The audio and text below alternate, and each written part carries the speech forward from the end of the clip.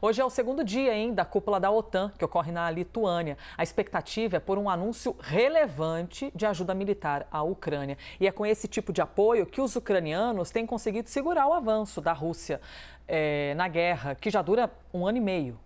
Priscila Yazbek é quem conversa com a gente. Tudo bem, Yazbek? As expectativas, então, dos ucranianos é que saia, de fato, ali algo que os beneficie, nesse confronto com a Rússia. Bom dia.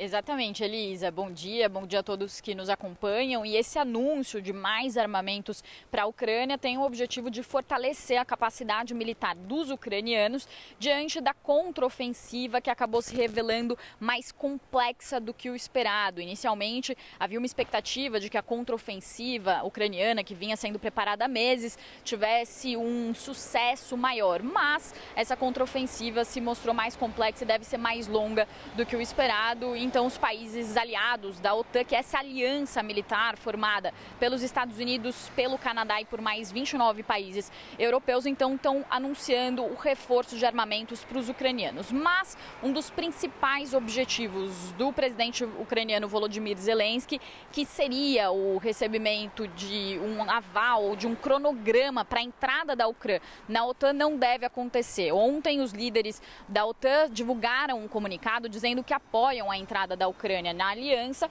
porém dizendo que sem nenhum cronograma oficial para a entrada da Ucrânia. E Volodymyr Zelensky esperava uma data específica. O presidente Joe Biden deu uma entrevista à CNN Internacional no domingo e já havia sinalizado que a Ucrânia não está pronta para entrar na OTAN. Mas a análise que é feita é que, na verdade, é a OTAN que não está preparada para receber a Ucrânia. Porque se a Ucrânia entrar na OTAN, isso pode significar uma escalada da guerra, inclusive para uma terceira guerra mundial ou para uma guerra nuclear. Por quê? Porque o artigo 5 do Tratado da OTAN diz que sempre que um dos países for atacado, os outros países também têm que se envolver nesse conflito. Então há um temor muito grande, principalmente dos Estados Unidos, de um confronto direto com a Rússia se a Ucrânia entrasse na OTAN. Então esse objetivo não deve ser cumprido. E sobre isso, o porta-voz da Casa Branca, na verdade o porta-voz não, o conselheiro de segurança da Casa Branca, Jake Sullivan, disse que no encontro que Biden deve ter com Zelensky hoje, o presidente americano deve ser muito direto e sincero com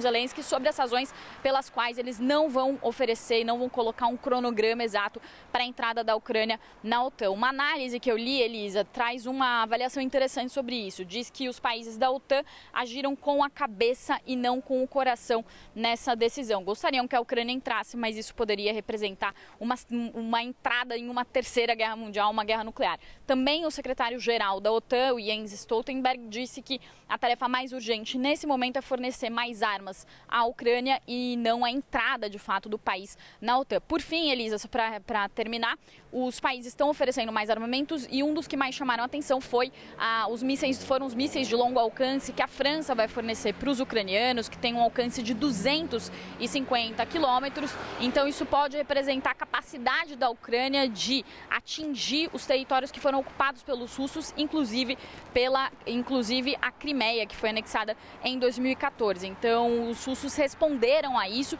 inclusive de forma mais enérgica do que quando os Estados Unidos anunciaram na sexta-feira que vão fornecer aquelas bombas de fragmentação, as bombas cluster para os ucranianos. Eu volto com você, Elisa. Eu acho que eu perdi o meu contato aqui, o meu retorno, mas volto com você.